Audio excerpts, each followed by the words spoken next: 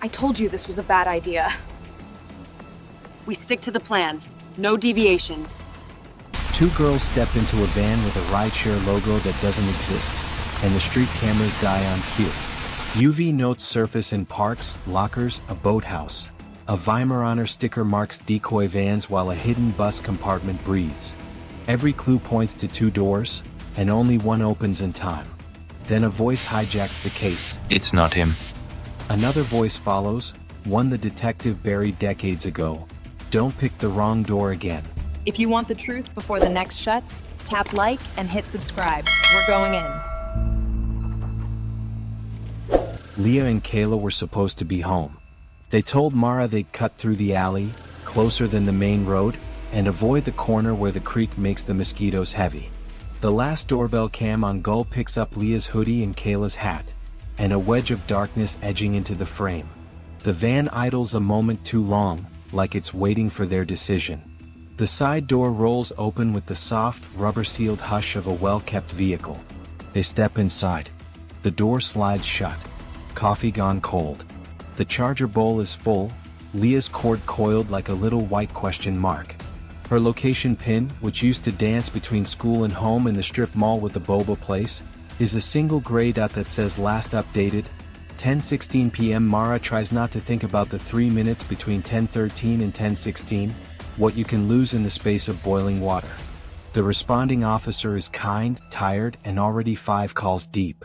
He asks about outfits, piercings, arguments, new friends, old grudges. He doesn't say the word runaway. Mara hears it anyway. By noon, Detective Hale walks the alley. He notices the little things, crushed shell grit, a dropped hair coil, the faint smear of black on brick at bumper height. He stands where the van must have paused and looks up. 2 cameras. One angled just a few degrees too high, the other with a dew-fog dome that turns reflections into ghosts. Deputy Ortiz pulls limited pings. Both phones stop talking to the towers minutes after 10:15, like someone put them in airplane mode or slid them into a signal blocking pouch. But 20 minutes earlier, Leah sent 3 messages. A meme, a selfie with Kayla's hat, and a photo of a list written on the back of a grocery receipt. Park lights go out at 10:05. Cut through alley, the main light flickers. If the van's real, we'll know. What van? Hale scrolls back. There's a DM exchange with a handle neither girl saved as a contact at SafeRide_east. A logo that looks almost like a popular delivery app, just wrong. Hale's thumb pauses. The coloring is off. The tagline tries too hard, we keep teens safe after hours. The grammar on the intake form is perfect in the way that betrays no region, no idiom, nothing accidental. A mask with a smile. Mara opens Leah's top drawer, stops halfway. There's the folded mall bag with a sweatshirt still clipped to the cardboard, a scent like fake lavender. Receipts taped together in a chain. Leah's habit when she needs to feel in control. On top, a square of printer paper with a hint of fluorescent marker left over from a school poster. In the bottom right corner, a dot of UV pen Mara wouldn't have noticed if sunlight hadn't angled just right. Hale calls DMV contacts. A dark van with no headlights after 10 o'clock, moving slowly through Mariner's Branch, no plates captured. There are reports, months old, of a van near a middle school 2 neighborhoods over. No make, no model. The hood ornament is gone in every clip. It's as if the vehicle learned how cameras look at cars and avoided those eyes. Mara posts in the neighborhood group at 2:04 p.m. The thread ignites. People share clips, hearsay, doorbell snaps of every dark rectangle with wheels. There's a delivery van from a bakery whose driver has kind eyes and a stutter. By evening, he has 3 voicemails from strangers who think he's a kidnapper. Hale advises the post stay up. Tips can rot in the sun, but they also draw out patterns. Kayla's aunt, Denise, has the careful look of someone who has loved 2 girls as if they were breakable and strong at the same time. She says Kayla knows shortcuts even Mara doesn't. There's a footpath behind the maintenance yard, Denise notes. Kids cut through to the ball fields. No lights after 10. On Kayla's desk, a torn brochure for a pop-up job fair, an empty phone pouch lined with metallic fabric. Hale recognizes signal blocking material, and a sketched map where the alley, the footpath, and a box labeled BH form a triangle. BH? Ball fields? Boathouse? What's up? At 8:20 p.m., a neighbor posts a clear van plate from 3 streets away. Patrol pulls it over. Inside, a soccer coach, 4 cones, a duffel of damp pennies that smell like grass. Not our van. While that unfolds, a DM arrives in Mara's inbox from a burner account. They probably ran. Girls do. Don't drag a good man's name into it. Check the creek. Hale reads it twice. Good man's name? He does check the creek. Deputies slog mud and cattails until their socks turn brown. Nothing but bullfrogs, beer cans, and a lost flip-flop. At 10:03 p.m., the park lights go out on a timer. At 10:06, a utility camera pointed at a baseball diamond flickers and dies. Scheduled maintenance. At 10:12, a city traffic cam on Admiral Road cuts to a blue no-signal screen. At 10:15, the girls step into a van. 3 systems fail in a 13-minute window, 2 scheduled, 1 unexpected. Hale doesn't believe in neat timing. Ortiz returns to Leah's room with a portable UV lamp from the lab. The printer paper tile in the drawer blooms with words. A message written in invisible ink, lines straight even without the comfort of seeing them as she wrote. If something happens and I can't text, look under the picnic table at Creekside. The splintered bench. Left side. I'm sorry. Mara almost sits. The chair behind her is too far and too close at the same time. Spotlight beams scatter moths like confetti. The picnic tables are scarred with hearts and initials, rings where pizza boxes steamed. Under the left side of the splintered bench, Hale's gloved fingers feel tape. He eases free a tiny tin box, the kind that once held mitts. Inside, 3 Polaroids, blurry night shots of the van's sliding door, framed by brick patterns that match the alley. A napkin from Baker's Dock, a diner across town with a partial plate scribbled, V. 3, 7 AL something. The second UV note short this time. Ortiz shines the lamp. It's not a real rideshare. It copies their logo. He knows the cameras. Kayla doesn't think it's him. I do. Who is him? Ortiz cross-references the diner with the time windows. Baker's Dock closes at 9:30 weeknights. A former cook with a delivery van was let go 3 months ago after arguments about routes and tips. He lives near the bus depot. Initials SL. Kayla's map. BH wasn't bus hub. But if you misprint AD, Dock House becomes Bach House, then just BH to a teen scribbling fast. Hale stands outside Baker's Dock at 12:21 a.m., eyes on the reflected neon in the glass. Inside, a night manager stacks chair legs on tables. The manager remembers the ex-cook. Kept to himself, but he watched the door like it would confess something. He says, "Had a van, yeah. Dark. No front emblem." He writes down a last known address and underlines it twice. He said the cameras around this town are for show. Mara folds the UV notes into a Ziploc bag and sets them on a shelf beside kindergarten finger paintings and a shoebox of nails that hold up a life. On the top note, the words, "I'm sorry," keep reappearing in her mind, like a screen with burn in. She whispers into the hall as if Leah could be just out of frame, "You don't apologize to me." You find the biggest light and you stand under it. Hale sits in his car. The UV note mentions the splintered bench, but nothing about the tin box itself. That means the box might be part of a series. He rereads the earlier list Leah photographed, the one on the back of the grocery receipt. If the van's real, we'll know. We'll know how. He magnifies the photo. There's a squiggle in the margin he missed before. P. Locker. Blue. Park locker? Pool locker? Postal locker? Ortiz says, "Blue lockers at the ball field equipment shed. I saw them earlier. The lock is cheap and resigned." Inside, one blue locker with a brass button glued to the door. Hale pops it open. Another mint tin, another UV note, one more Polaroid of the van closer this time. The note is only 4 words. "Look for the dog." A dog? Hale and Ortiz scan the Polaroid. There, barely in frame, a sticker on the van's quarter panel. A dog silhouette, tail straight, head up. A Weimaraner logo from an old hunting brand. Hale's father had one on a cooler in the garage decades ago. Across from the alley, a homeowner never joined the neighborhood forum.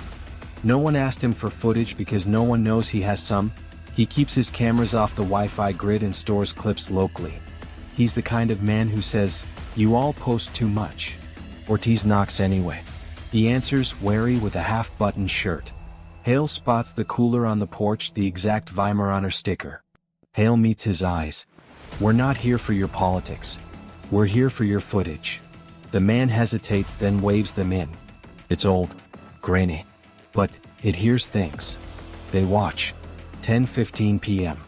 The van's door opens and in the fuzz, someone inside leans forward, not to pull the girls in, but to show something, a phone screen glowing with a rideshare interface that looks real enough to fool anyone tired and eager to get home.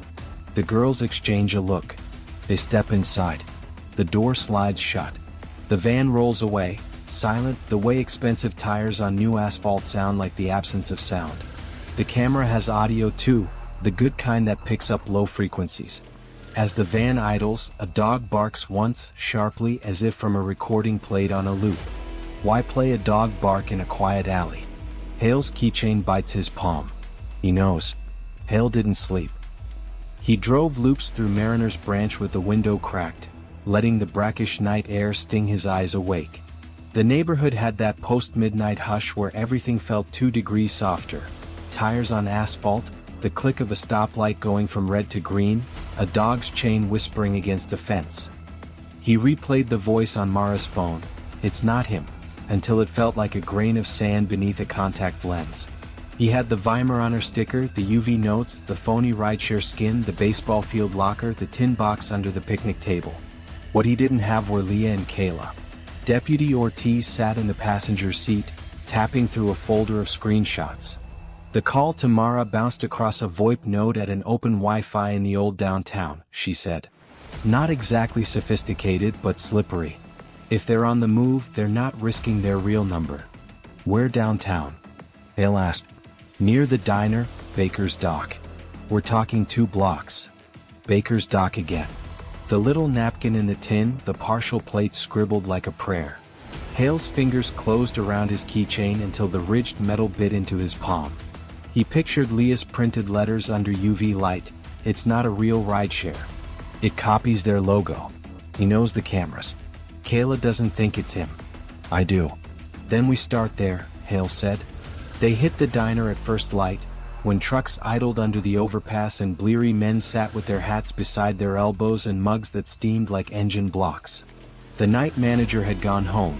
A morning shift kid with acne and a neck tattoo leaned against the counter with the confidence of someone who hadn't learned fear yet. Hale flashed his badge with a tired smile. We're looking for your night manager.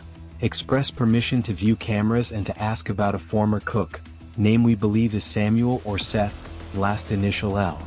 Maybe drove a dark van, no hood emblem. The kid's eyes flicked from badge to Ortiz to the smudge under Hale's left eye where a sleepless hand had rubbed too hard. Mr. Lee'll be in 10 minutes, the kid said. Cameras are backed up to a hard drive under the register. Night manager knows the passwords. Tell him a girl's hat is missing, Ortiz said gently. And we don't have 10 minutes that belong to us.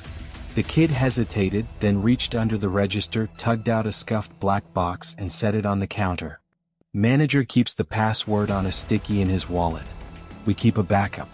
Don't say I said that. They pulled the feed. Midnight. After. The diner's parking lot saw a handful of cars, a wobbling cyclist, a cat that paused like a question mark under a street lamp. At 10:32 p.m. the night before, a dark van rolled past the diner without turning into the lot. It moved steady, not cautious, like a driver who'd mapped his route in his bones. The camera caught the side panel cleanly for 2 seconds, the place where a manufacturer's badge should have shown. There was a dull oval as if a badge had been glued on, then pried off and taped over with matte film to throw reflections. Behind the driver's seat, something glinted and was gone. Hale rewound. Froze. Zoom. A curve of white on the rear quarter panel, just where Leah's Polaroid had suggested it might be. He didn't need high resolution to fill in the shape. A dog, head up, tail straight, the Weimaraner silhouette from the old hunting brand his father had liked. The diner camera gave them the sticker in the wild, a breadcrumb they could stamp time against. "Let's make him visible," Ortiz said. They pulled every traffic cam along Admiral, every private camera in 2 blocks, the gas station across from the diner. Most were mediocre, a few were useless. One, the gas stations, caught the van again as it glided toward the bus depot road. The footage was grainy, but the van's outline was unmissable. No front emblem, a slight dip on the driver's side as if it carried weight, and a telltale reflection moving behind the dark glass that suggested a modified door on the left. A driver's side slider, rare and usually custom. "Not stock," Hale murmured. He needed a door on both sides. "For what?" Ortiz asked. "To control where people enter and exit. To stage a view to the nearest camera. To make one door visible and the other invisible. To make us think we know how the van breathes." A line cooked clang plates in the kitchen. The kid at the counter offered to refill a coffee Hale hadn't realized he'd finished. Hale called the bus depot supervisor from the sidewalk with fog on his breath. The man answered on the 4th ring, voice gummy with sleep. "You have a service gate near your employee lot," Hale said without introduction. "Any reports of it being propped last night?" "Propped." The supervisor yawned audibly. "We find it open all the time. Drivers are lazy. They think they're being helpful for the next shift." "Do you have cameras on it?" A silence. "They're pointed, yes." "Pointed or recording?" "Recording," the supervisor corrected, then half admitted, "when they aren't down for maintenance." Hale wrote down the supervisor's name, told him to meet them in 20 minutes with keys to the camera room, and hung up. Ortiz had a simulation of the route running on her phone. Diner to depot, 14 minutes in light traffic, 11 if the driver drifted every yellow. "He never uses the main lot entrance," she said, "because there's a good camera there. He takes the service gate because it's lazy, someone always props it, someone always shrugs. And if you install your own second sticker and you make 2 or 3 vans with the same dog, you can dance us in circles." "We need the seller of those stickers," Hale said. "Find me a local who had 4 to sell 2 months ago." "I'm on it," Ortiz said. They reached the depot. The supervisor waited in a brown jacket that looked older than the building. He had the rutted face of someone who'd known diesel fumes more intimately than most people knew their spouses. He didn't like their questions. He liked them even less when they asked to see his cameras. Still, he unlocked the door to a concrete room where a rack of devices blinked politely. "We had a stutter last night," he confessed with a wince. "Service gate camera. It's back now." On the screen at 10:41 p.m., a dark rectangle edged into view. The service gate gaped like a yawn. Something held it open, a big plastic cooler chocked with dirt and a sun-bleached sticker on its lid. The camera didn't have the good sense to zoom on logos, but Hale didn't need the exact outline to recognize the lean dog with its proud posture. Weimaraner again, the color bleached to ghost bone. The van nosed through, hugging the blind spot of the camera's high angle. It paused, then shot into the shadow behind a charter bus that loomed like a sleeping animal. The door opened on the driver's side, illegal in most assemblies, ridiculous in all, and yet there it was, sliding on smooth tracks like a magician saying, "Pick a card." The driver climbed out, mid-30s, cap pulled low, walk careful, right ear notched at the top. He lifted a panel from the van, a middle row seat base or something that wanted to be one. Beneath it, in the camera's poor light, was a rectangular void, the kind of space people made when they planned to hide things that breathed. The van door slid shut. The driver disappeared beneath the charter's shadow. "Who was on duty?" Ortiz asked the supervisor. "Graves," he said. "And the charter company had a night cleaner in for a turnaround." "We'll need names," Hale said. "We'll need logs. We'll need to see the charters that left after midnight." "We had one outbound," the supervisor said reluctantly. "Unscheduled. Hired private. No destination placard. Someone forgot to set it." "Someone?" Hale echoed. The supervisor bristled. "We're not the bad guys here. The city cut our budget. Half the time I fix cameras with my own money." "You're not the bad guys," Hale said softly. "But the bad guy likes your shortcuts." They took copies of the video. Ortiz stepped outside to call the sticker angle. She got a lead, A fella named Grady at a weekend swap on the edge of town, the kind of market where antique fishing lures mingled with teapots and boxes of assorted auto decals, cash only. Grady had sold 4 Weimaraner stickers 2 months prior for 20 cash to a buyer with a trucker cap and nails clean enough to have never touched his own engine. He remembered the ear, caught on barbed wire, he said with a grin. Grady didn't believe the grin. They pivoted. Ortiz pinged a colleague in Buffalo and another in Montreal about the domain that hosted the fake rideshare UI. Rotating domain, reseller in Buffalo, a central server that seemed to hop across Toronto to cheaper data centers with the ease of a flea moving across a hound's back.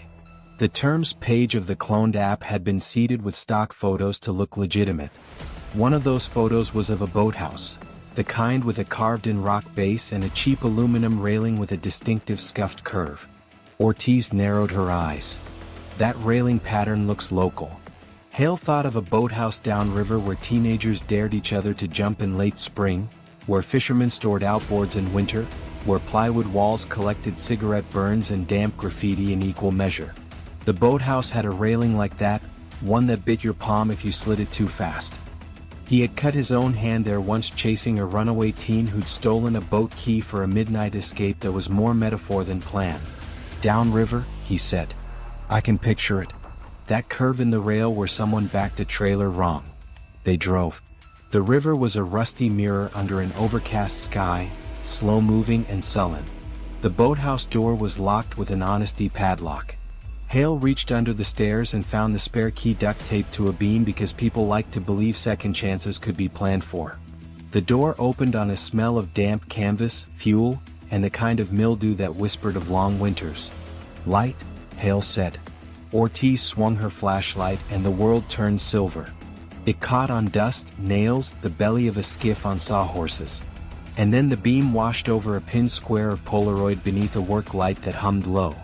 The photo wasn't framed for artistry, it was framed for information. A van's sliding door, the brick pattern of an alley like the one on Gull, a blur just inside the frame like the corner of Leah's hoodie or Kayla's hat. Above the photo, the work light gave the impression that someone had been here minutes ago, not hours. Its metal shroud was still warm when Hale's knuckle brushed it. Someone staged these, Ortiz said. For us or for themselves? Both, Hale said. Whoever left the UV notes is trying to stay alive in someone else's chess game. There were more Polaroids.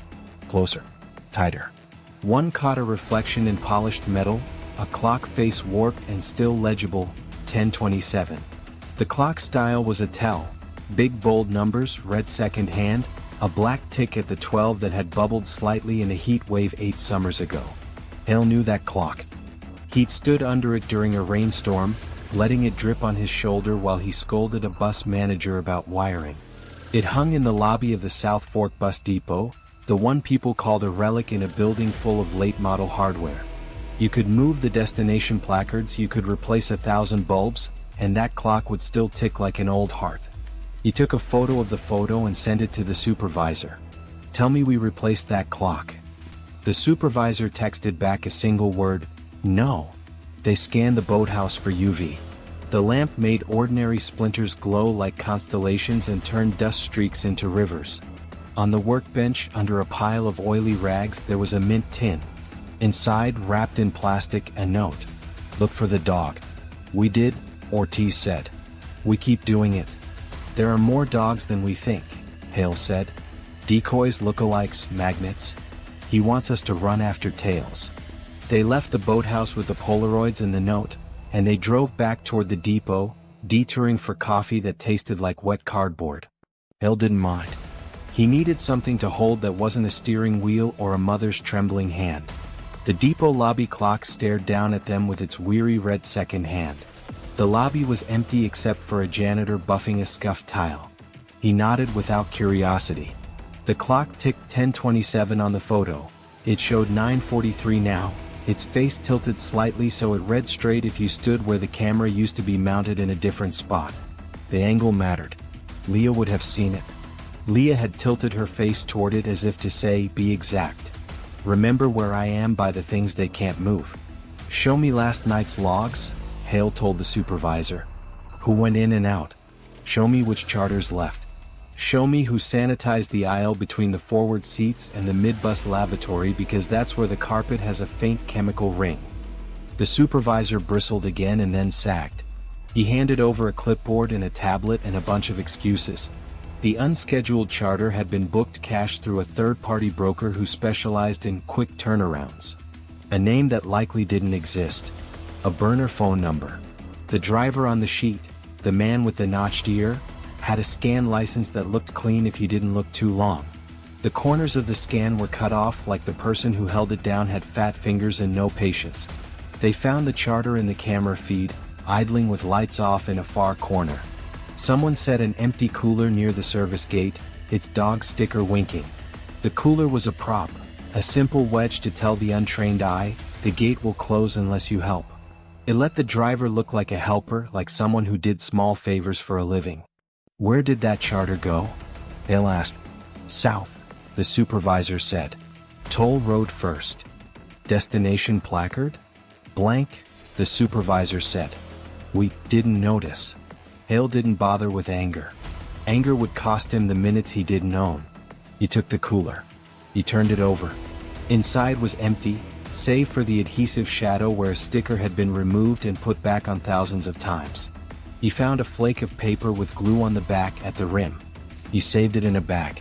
Call state police, he told Ortiz. Tell them we have a charter with a hidden space, a driver with a notched ear, a Weimaraner sticker. Tell them not to box it in. Force a pull-off. If they corner him, he'll slam something shut that a child can't open from the inside. Already spinning them up, Ortiz said, phone to her ear. I'll add that whoever's running the fake rideshare app is patched to a reseller in Buffalo. The van may not be the end of the chain. A librarian called just then. Ortiz had asked the night before for anything odd in the returns cart.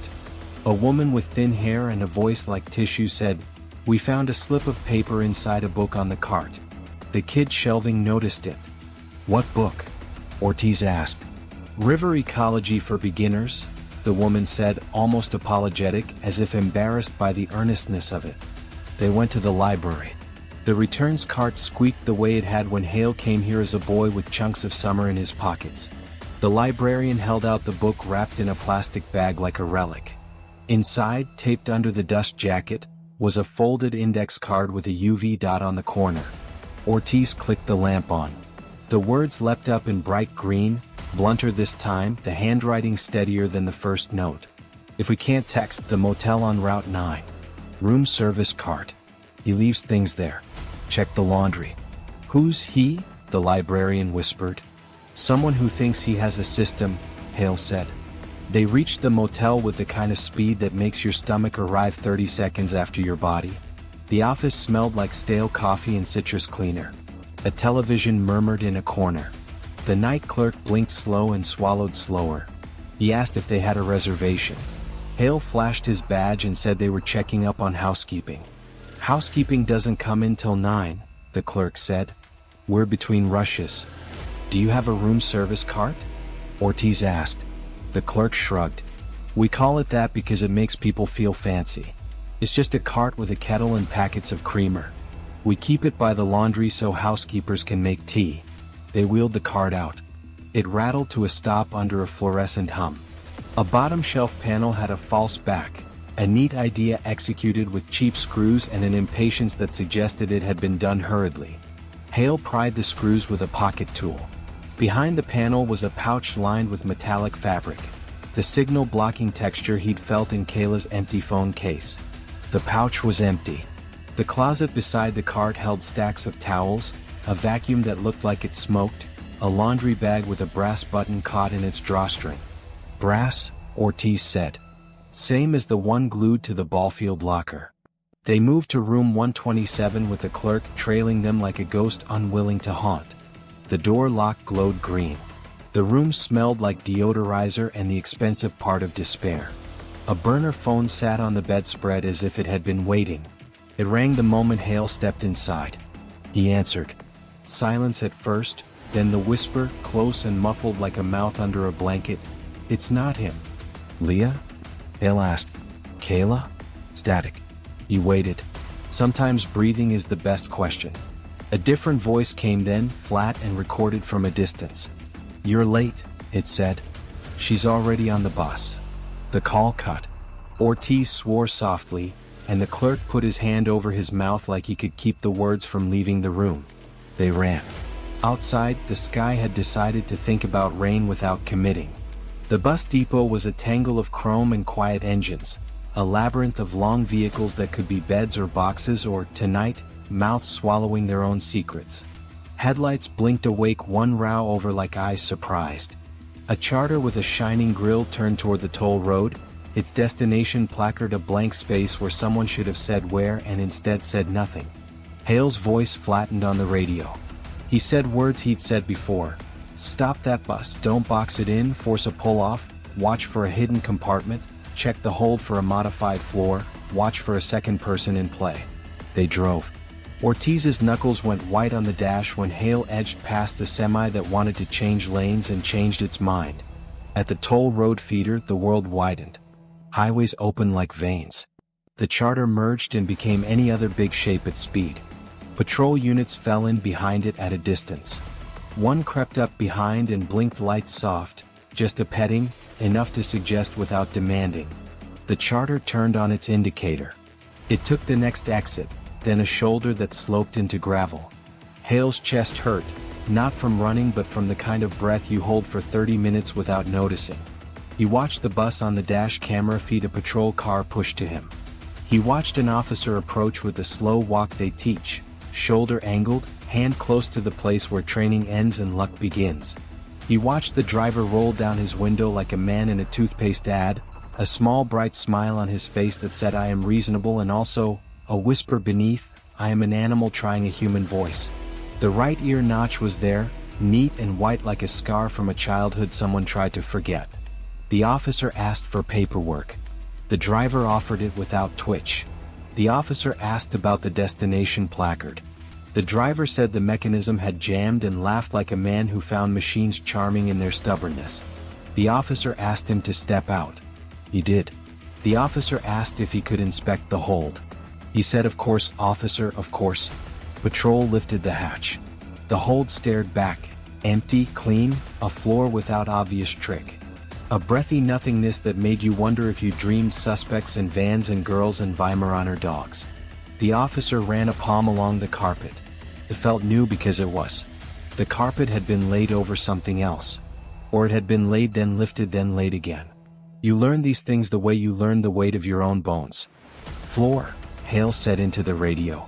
"Check the edges. Aluminum doesn't like being quiet. It tells on itself." The officer knelt. He tugged at a seam. It didn't give. He took a tool gently to a corner. The carpet lifted reluctantly, the adhesive grip stretching like gum, bringing with it the smell of chemical ghosts. Underneath, a second panel. Not aluminum. Composite. A false floor that had been installed with a craftsman's patience and a borrower's budget. Good enough until someone thought to lift it. They pried. The panel gave. Empty beneath. A hollow rectangle wide enough for a person to lay flat if they didn't mind forgetting how to breathe. A smear of UV residue traced the edge like a finger had moved across it recently. Ortiz switched on the UV lamp. The residue bloomed. There had been a note here. It had been taken minutes ago. The glue edge was still tacky under gloved fingers. The officer turned to the driver. His smile tilted. He looked past them at the trees, at the clouds, at anything that wasn't a question. "Where is she?" Hale said. "Who?" the driver asked, because some men go to the bottom of their choices holding a single word like a rope. Ortiz's phone pinged with a grainy photo from a downstream camera. A charter bus at a different lot. A second bus, near a park and ride near the highway. It had pulled out 5 minutes after the first. Its destination placard also blank. Its whole door shut solid. In the reflection on its chrome bumper, if you told yourself a story and believed it hard enough, you could see the blur of a hand pressed to a slatted vent inside the hold, palm flat, fingers splayed, a wordless plea like a print on a pond surface right before the water covered it again. Second bus, Ortiz breathed. "He's not alone." The driver said nothing. The officer cuffed him without performance. They could argue charges later. Now time was a blade held to a thread. They ran for the car. The second charter was half a mile ahead, the road a churning strip that wanted to turn distance into a religion. Hale drove harder than he liked. Siren. Horn. Light. The car shuddered with the effort of staying ordinary while being asked to do extraordinary things. They cut into the on-ramp flow. The second bus's taillights winked in a rush's chaos. A patrol unit slid into position behind its right quarter. Hale took the left flank. Another unit hung back to keep the traffic that didn't know about girls and vans from doing what traffic does. Changing lanes because it can. Don't box him in, Hale said again, voice iron flat. Make it look like his idea to stop. If he thinks it's a trap, he'll lock whatever he can lock and someone we want to speak to will run out of air.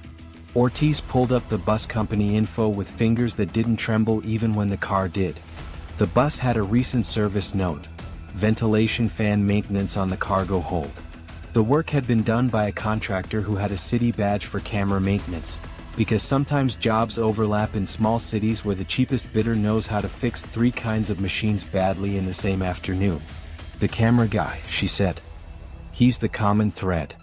Find me his address, Hale said. Find me his debt history. People who win bids this low owe someone something.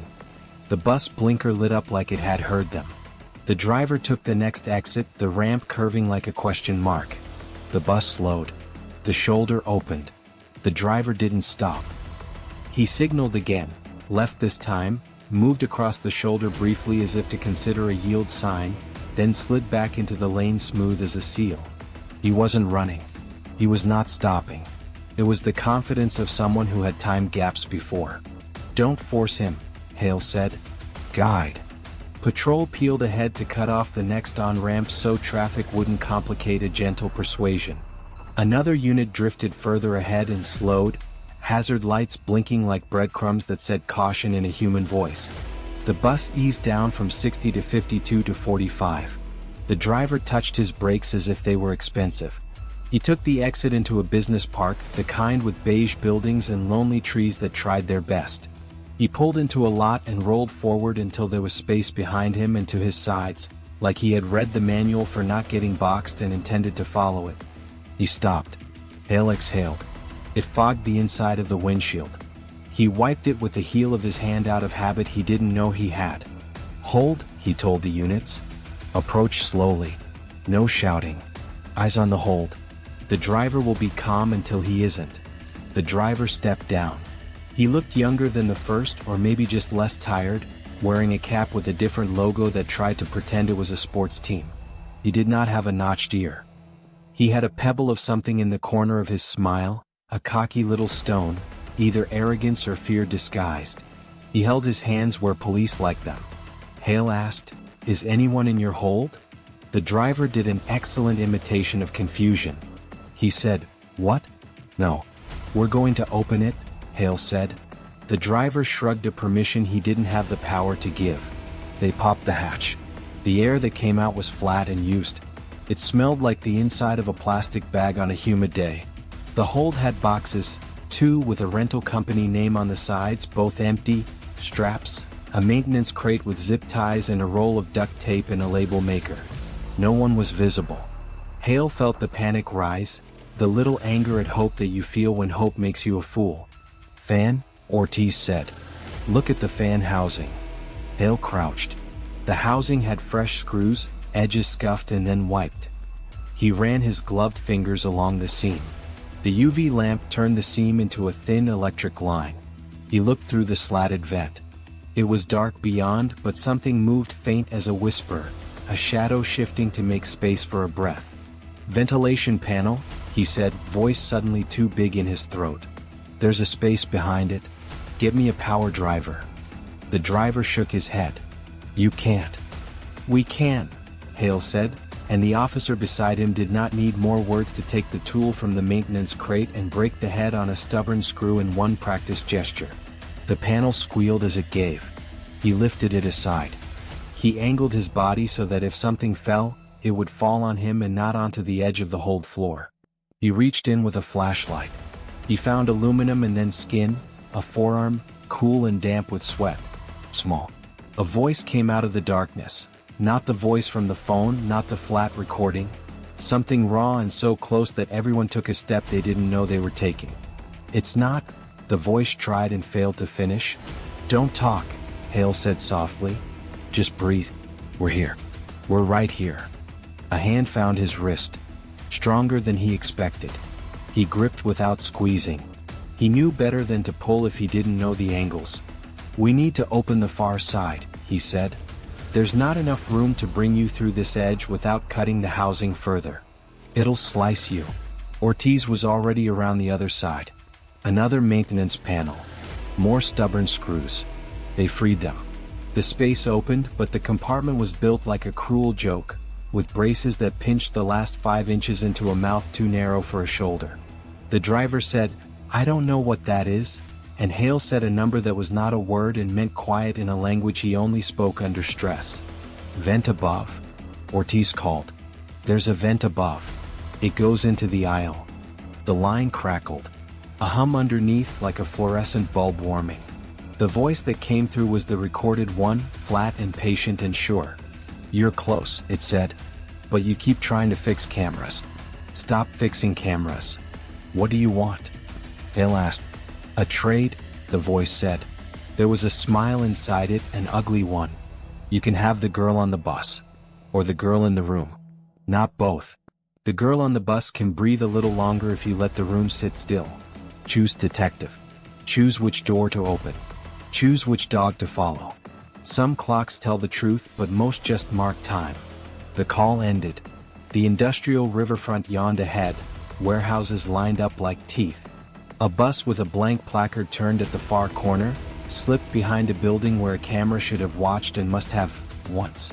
On the dash camera feed from a unit sprinting parallel to them, the hold vent slats flashed and for a single shiver of a second, a hand, small, pale, pressed against metal and then slid away. The feed stuttered. Froze. Returned to life just long enough to show the bus tip its nose toward the service road that would lead under the highway to a dock slot with an old boathouse and a railing with a scar. The screen went blue again. Hale pressed his foot down and felt the car lunge. The scuffed keychain dug into his palm. He did not let go. "Do not box him," he said into the radio. "Force a pull-off at the next lot. Keep eyes on both doors. There's a second location in play. Repeat, there is another door, another room. We do not know which one suffocates first." A siren wailed somewhere to the west, and the wind shifted from the river, bringing the smell of algae and gasoline and something like lantern smoke. Kayla, wrapped in the blanket in the back seat, whispered a single word as if it were a direction carved into the air. "Clock," she said. Hale looked up, through the windshield, past the buildings, toward the thick gray of the morning. He imagined the depot lobby clock superimposed on the sky, its second hand clawing its way around as if time were viscous and unwilling. He saw, just for a ruthless breath, Leah's face turned toward polished metal, the red second hand reflected in her eye, a girl choosing a constant in a world that liked to come unhinged. Ahead, the bus's brake lights flared. It signaled right. It aimed for a lot where a wide metal door gaped like a mouth. Patrol units slid into their gentle places, not a cage, not a trap, an invitation that men cannot resist, the illusion of exits. The bus rolled over the threshold. The camera watching that door blinked, hummed, and died. They cut the engine and coasted the last few feet into the warehouse lot, lights off, radios low. The bus had already disappeared inside, swallowing its own echo. By the time Hale and Ortiz reached the roll-up door, a patrol unit had coaxed it back open. The driver held his hands high, his face pale with the wrong kind of calm. "Hold," Hale said, more to time itself than to the people beside him. They opened the cargo hatch. The carpet lifted like a scab. The false floor gave with a sigh. The compartment was clean, too clean, wiped to a nervous shine. In the corner seam, under UV, a paper ghost glowed where tape had been peeled minutes earlier, a run of residue shaped like torn wings. "He was here," Ortiz said. "She was here." Hale ran a gloved knuckle along the adhesive edge and felt it tug, still tacky. He pictured a hand pulling a note without tearing it, someone practiced and patient. The bus interior yielded more of the same. Sanitized air, a vent grate with fresh tool marks, the lingering warmth of a body gone. On the seat rail, a fingernail curl, a crescent the color of cloud. He bagged it. Not enough. Never enough. Kayla stood on the tarmac wrapped in a blanket, an officer's steady shoulder behind her. She told them pieces. The decoy driver, the recorded message, the demand to make the "it's not him" call. She'd said the first man smelled of camera solvent and old plastic, the kind of scent that clung to uniforms no one else noticed. He kept saying clocks lie, she whispered when Hale stepped close. That most just mark time. But one clock tells the truth because it can't be moved. The depot, Hale said. He threaded us under it. Kayla nodded, then flinched. He liked the sound of things that click, she added. He made me listen to a dog bark on a loop. He laughed when I jumped the second time. Hale looked past her toward the river, the industrial ribbon cutting the town in two, and saw the boathouse in his mind, the warm work light, the Polaroids whose reflection had betrayed the clock's angle. He felt the weight of his scuffed keychain and the way it pressed old guilt into the tender part of his palm. They pivoted hard. The camera contractor's file came back mean and thin. A man named Evan Tolley, City Badge 4 Low Voltage Services, a Shell LLC that won maintenance bids by undercutting. Garnished wages. 2 maxed cards. A storage unit under an old address. And a sideline no one ever checked because everyone was busy, event A/V, which in towns like this meant you fixed microphones, you swapped batteries, and no one asked why you stayed late after the high school spring plays when the halls were empty and the stage lights hummed. Storage unit first, Ortiz said, but Hale shook his head. School, he said. Auditorium. Renovations mid-semester. Half the cameras down. Cheap locks. Plenty of crawl space. The high school looked asleep with one eye open, security lights washing the front steps in the wrong shade of safety. A night custodian let them in with a shrug and a set of keys that jangled like relief. The auditorium doors breathed out dust. Inside, the stage was a scar. Floorboards stacked, curtains tied back, ladders against the proscenium like quiet threats. Somewhere a soda can ticked as it cooled. Ortiz swept with the UV. Footprints bloomed across the plywood like constellations. Small, light, deliberate. A second set overlapped. Heavier, longer strides, toe turned out on the right like a man with an old ankle. At stage left, where a portion of flooring had been pulled, a rectangle of black yawned between joists, cables strung like veins. A portable work lamp sat on a crate. Its aluminum housing was warm. Hale crouched and leaned into the dark. The understage air smelled of sawdust, rope, and the metallic breath of stapled wire. He played his flashlight and saw the story the dust had been telling itself. Drag marks from knees, handprints where someone had paused, a streak from a metal box carried away and replaced, carried away and replaced. A lantern, Ortiz said softly. Look. There in the corner, dented and green, a camping lantern with a glass belly. Its mantle glowed the faintest afterimage of heat. Beside it, tucked into a seam of crossbrace, was a mint tin taped like a secret. Hale eased it free, held it cupped in his palm while Ortiz lit the UV. Letters swam to the surface in citrus bright lines. Jonathan, the note said. The name sat on the paper like it had been waiting years to be spoken aloud. He didn't move for a breath, the sound of his own keychain suddenly too loud in his hand. He read on. You don't know me, but I know what the key in your pocket belongs to. He hates the clock here because it doesn't lie. He changes the others. When you hear the dog, go under the left stairs. Bring bolt cutters. Do not bring more than 2 people or he'll hear the floor. I'm sorry I can't wait. Oh, Leah, Ortiz breathed. Hale folded the note back into the tin and felt the steel of his own past press him toward a decision. They moved as a unit, 2 officers to the rear exits, 1 to the control booth above. Hale and Ortiz took the left stairs, the metal treads cold through the soles of their boots. Underneath, where the risers met the wall, a portion of stretched fabric flapped against an updraft. Behind it, a padlocked utility panel and a seam that wasn't in the original architecture. Cutters, Hale said. Ortiz handed them over. The lock 8 sparks inside open. The panel swung on torpid hinges. Inside, a short-up tunnel no wider than a man's shoulders ran beneath the stage and into the black. Someone had hammered down sheets of masonite to deaden sound. You could crawl this on hands and knees and not echo. You could move a person without the building knowing. They went in. The tunnel pinched their breath and ticked like cooling tin. Hale's beam kissed a scrap of paper taped to the right-hand brace. UV turned it vocal. "You see this? I'm doubling back. He has 2 rooms. The other door is the boiler. He moves at the bell between classes because feet make noise. Please tell my mom I didn't." The sentence broke off. Far ahead, a sound threaded through the darkness.